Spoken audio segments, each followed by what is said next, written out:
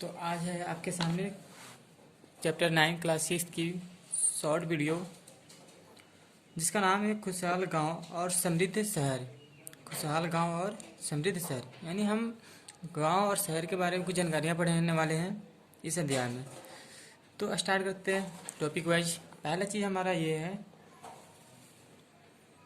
कि लोहे का औजार खेती में यूज किए जाते हैं। तो कब हम लोग प्रयोग करना शुरू किए थे, तो अगला टॉपिक वाइज हम पढ़ते हैं। उपमहाद्वीप में लोहे का प्रयोग लगभग 3000 साल पहले शुरू हुआ था। लोहे का प्रयोग शुरू हुआ था कब? 3000 साल पहले, जिसका इस्तेमाल हम आज खेती में भी करते हैं। दूसरा टॉपिक हमारे पास है कि उपमहाद्वीप के दक्षिणी तथा उत्तरी हिस्से तमिल क्षेत्र में बड़े भूस्वामी को वेल्ला कहा जाता था। वेल्ला कहा जाता था।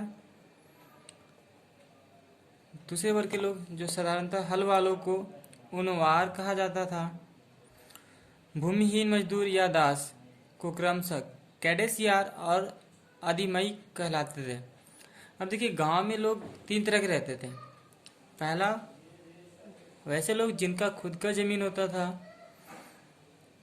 और उनके जमीन पे मजदूर या उनके दास काम करते थे, उन्हें वेल्ला कहा जाता था।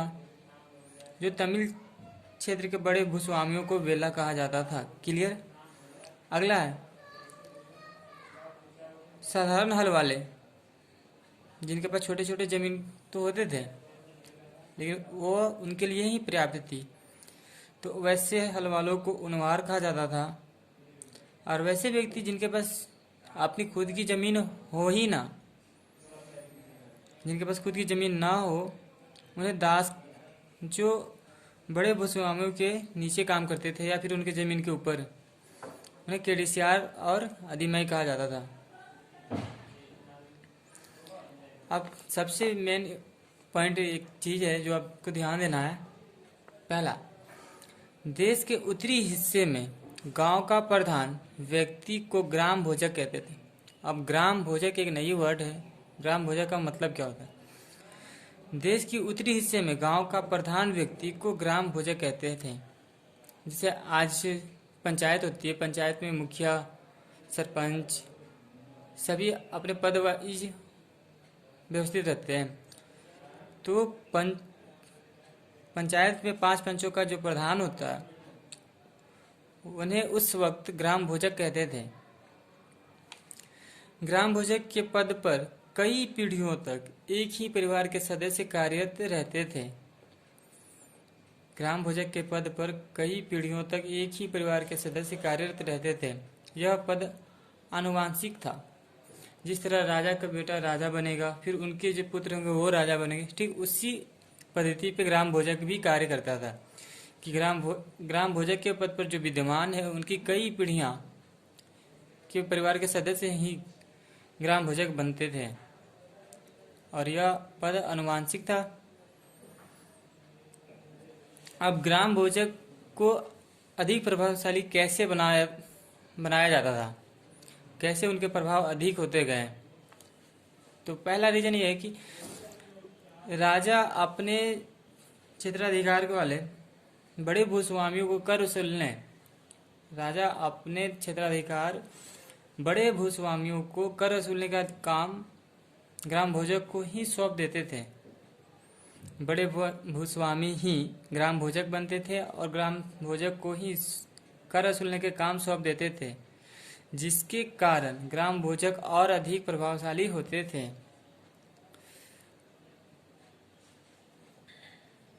राजा कर वसूलने का काम ग्राम भोजक को ही देते थे, जिसके कारण ग्राम भोजक और अधिक प्रभावशाली होते थे।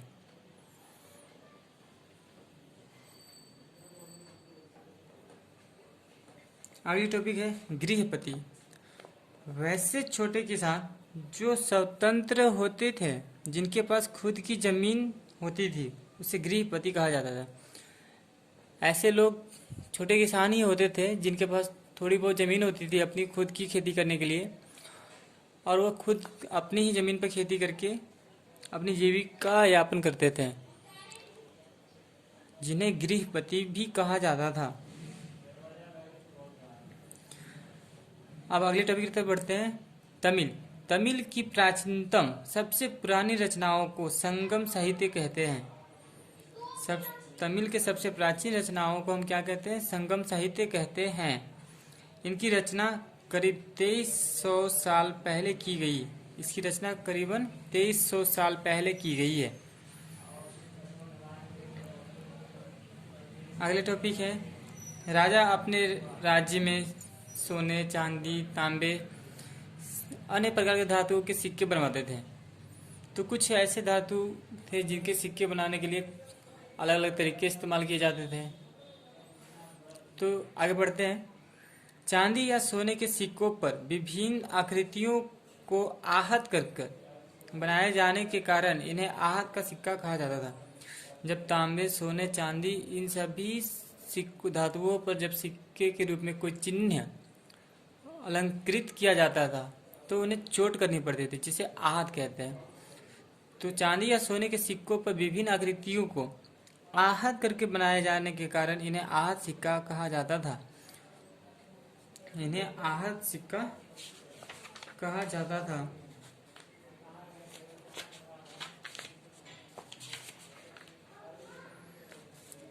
जो करीबन 500 साल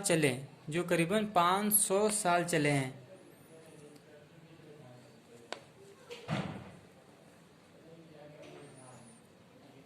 अगला टॉपिक है, जब अनेक शिल्पकार तथा व्यापारी अपने अपने संघ बनाने लगे थे। जब अनेक छोटे छोटे शिल्पकार या व्यापारी अपने अपने संघ बनाने लगे थे, जिन्हें श्रेणी कहते हैं। संघ का मतलब ये है कि 10 व्यापारी या 10 शिल्पकार इकट्ठे होकर कुछ धन इकट्ठा करते थे। जिन शिल्पकार को ज़्यादा ज़रूरत होती थी वो वहाँ से धन ले सकते थे और फिर थोड़े थोड़े समय पे रिटर्न करना होता था। तो संघ इस तरह से तैयार करते थे, जिन्हें श्रेणी कहते थे। अगला टॉपिक है, अरिकामेडू का पतन करीबन 2200 साल तथा 1900 साल पहले हुआ था। रोम के शासक अगस्टस ने बड़े बड़े रंगमंडल बनवाए। उसमें से एक एक्वाडक्ट अपना खास महत्व रखता है, जो आज भी विद्यमान है। तो ये थी छोटी छोटी पॉइंटें जो चैप्टर 9 में पढ़ना था। ये काफ़ी हद तक आपको इजी वे में मतलब पढ़ने में बहुत ज़्यादा मदद करेंगे। बस इतना ही चैप्टर 9 के लिए। थैंक्स।